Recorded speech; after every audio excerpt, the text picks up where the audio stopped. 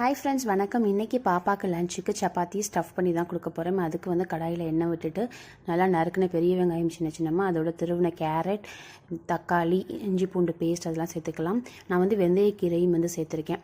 சேர்த்து நல்லா வந்து மிக்ஸ் பண்ணி விட்டுக்கலாம். இதோட வந்து மஞ்சள் தூள், மிளகாய் தூள், மல்லித்தூள், கரம் மசாலா, சீரகத்தூள் அதெல்லாம் சேர்த்து தேவையான அளவுக்கு உப்பும் சேர்த்துக்கலாம். அந்த சைடு வந்து உருளைக்கிழங்கு நல்லா வந்து வேக வச்சுருக்கேன். நல்லா மசீர அளவுக்கு வேக வச்சுக்கணும். ஒரு 2-3 விசில் விட்டுக்கலாம். வேக வச்ச உருளைக்கிழங்கையும் இதோட சேர்த்துக்கலாம். சேர்த்தது நிறைய தனியாக எடுத்து வச்சுட்டு, நான் எப்போதும் சப்பாத்தி போடுவோம்ல, அது மாதிரி சப்பாத்தியை போட்டு நம்ம சப்பாத்தி கல்லில் போட்டுட்டு, இதுக்கு நீங்கள் வந்து முட்டை கூட நீங்கள் அதில் சேர்த்துக்கலாம்.